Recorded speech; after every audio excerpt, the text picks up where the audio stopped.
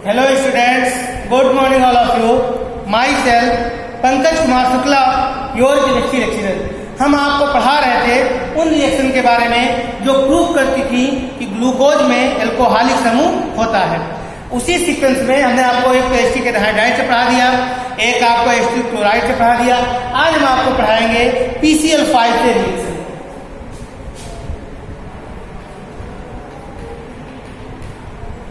Phosphorus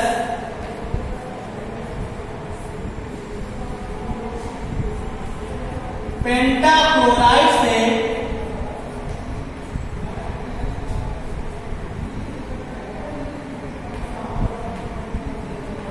अभिक्रिया।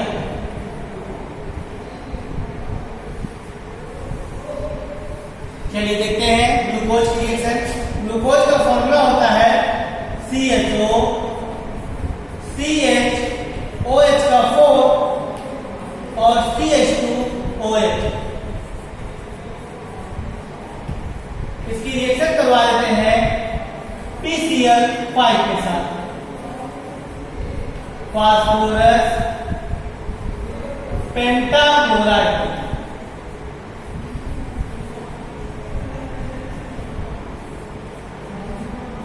जब glucose की रिएक्शन हम फास्फोरस पेंटाक्लोराइड से करते हैं, क्योंकि आप जानते हैं वो रिएक्शन है जो सिद्ध करती है कि ग्लूकोज में एल्कोहलिक समूह होता है, यानी OH ग्रुप होता है। चलिए यहीं पर देखिएगा 4H और 5H। 5H है, ये 5HCl बना के निकल जाएगा। ध्यान दीजिएगा, यहाँ पे आप इसके कितने बार लिखेंगे 5, तो 5H है, 5H 5Cl, और जो 25Cl है आपके पास 5Cl के साथ निकल गया। ये जो 5P के हैं, तो ये क्या बना देगा 5P, 5 P निकल गए। और O के कितने हैं 4 और 1 5, 4 और 1 5, 5PO Cl3 ये निकल जाएगा। देखिएगा 5 4 5H 5Cl से निकल गए, 5P 5 O और Cl3 निकल गए। अब देखिए जरा H के आप कितने निकालते हैं 5 के 15 और 5 20, यानी केवल 5 Cl आपके पास बचे। 5 के 15 Cl और 5 20, 5 Cl जो है वो आकर के यहीं पर जुड़ जाएंगे। क्या बन जाएगा आपका CHO, CHCl का 4 और CH2Cl। इसका नाम है पेंटाक्लोरोग्लूकोज। पेंटाक्लोरो की 5 क्लोरीन है ग्लूकोज।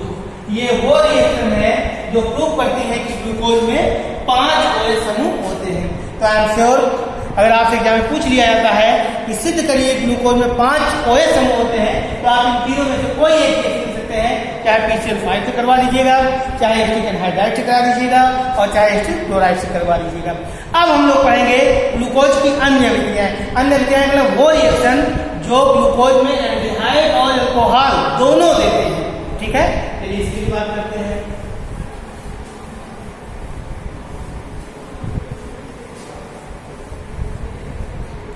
हमने सबसे पहले पढ़ा था ग्लूकोज में एल्डिहाइड समूह की अभिक्रियाएं, फिर हमने पढ़ा अल्कोहलिक समूह की अभिक्रियाएं। अब हम लोग पढ़ेंगे अन्य अभिक्रियाएं ग्लूकोज की, यानी वो रिएक्शन जो ग्लूकोज में एल्डिहाइड भी देता है और एल्कोहलिक भी समूह देता है। सबसे पहले हम लोग बात करेंगे सान नाइट्रिक अम्ल के द्वारा ऑक्सीकरण।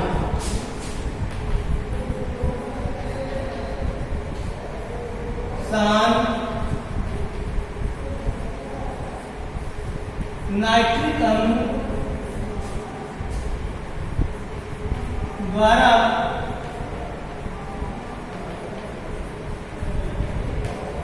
ऑक्सीकरण। चलिए देखते हैं ग्लूकोज का फॉर्मूला आप जानते हो, CHO, CHOH का 4 और CH2OH। ऑक्सीकरण यानी नवजात ऑक्सीजन से रिएक्शन करवा देना है आपको। हम लोग जानते हैं अपचयन का मतलब नवजात हाइड्रोजन से रिएक्शन, और ऑक्सीकरण का मतलब नवजात ऑक्सीजन से। इसके प्रेजेंस में शांत नाइट्रिक अम्ल यानी शांत HNO3 के द्वारा, शांत HNO3 की उपस्थिति में। तो जब आप करवा देंगे तो देखिएगा क्या बन जाता है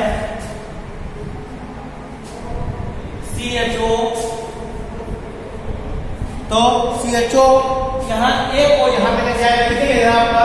इसके अगर 3 मॉलिक्यूल लेंगे, एक निकल जाएगा COOH, एक C है, एक O यहाँ पर आया तो COOH, ठीक है।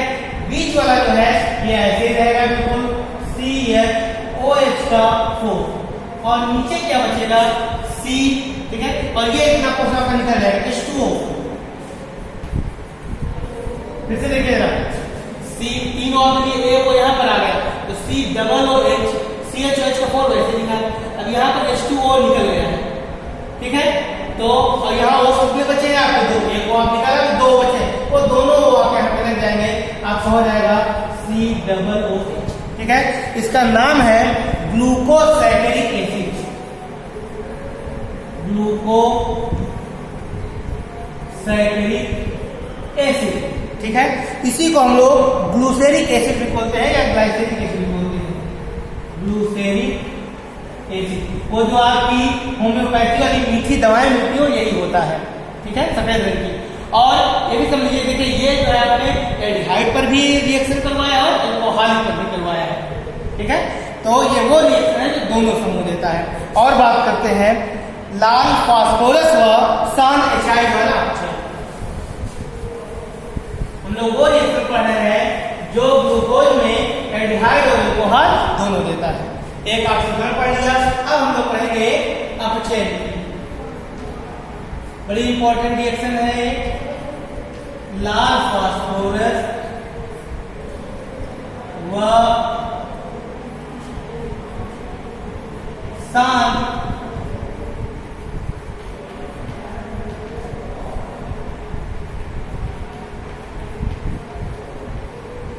हाइड्रोजन आयोडाइड द्वारा अपचय।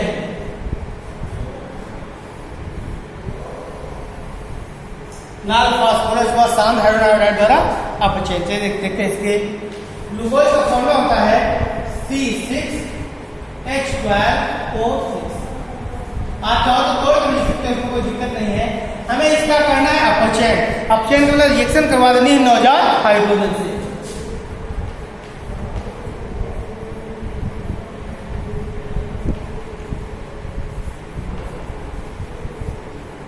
इसकी उपस्थिति में ये करवाना है लाल फास्फोरस और सान एचाइड की उपस्थिति में, यानी red P and concentrate HI, सान HI की उपस्थिति में।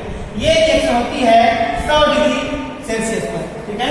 तो जब ग्लूकोज का अपचयन लाल फास्फोरस और सान HI हाइड्रोलाइड के द्वारा 100 डिग्री सेल्सियस पे करते हैं तो बनता है नॉर्मल हेक्सेन। नॉर्मल आप जानते हो सीधी श्रृंखला। हेक्सेन का मतलब 6 कार्बन, 6 कार्बन जैसे ठीक रखिएगा, 2 3 4 5 6, यहाँ 6 कार्बन के हैं, 1 2 3 4 5 6 हमने लिख दिया है। अब हेक्सेन का मतलब N सब सिंगल बॉन्ड है, सब कहीं आप H लगा दीजिए क्योंकि N लगा हुआ है, N का मतलब सिंगल बॉन्ड से बैलेंस होगा। आप जानते हो इन आइन, इन हो तो डबल बॉन्ड, आइन हो तो ट्रिपल बॉन्ड और एन हो तो सिंगल बॉन्ड। देखिए कार्बन की वैल्यू से पूरी होगी 1 2 3 4, 1 2 3 4, तो आपका बन जाता है नॉर्मल हेक्सेन। रिएक्शन को बैलेंस कर लीजिए। आपके H के कितने हैं?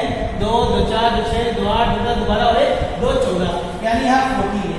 तो आप क्या कहेंगे, जब ग्लूकोज का अपचयन लाल फास्फोरस और सान हाइड्रोलाइड की उपस्थिति में 100 डिग्री सेल्सियस पे करते हैं तो नॉर्मल हेक्सेन प्राप्त होता है। बैलेंस कर लीजिए। C के 6 निकल चुके हैं, H के 14 आपने लगा दिए हैं। अब O क्या है, कितने 6, यानी 6H2O। ये आपके H के 12 निकल गए और O के 6 वाले।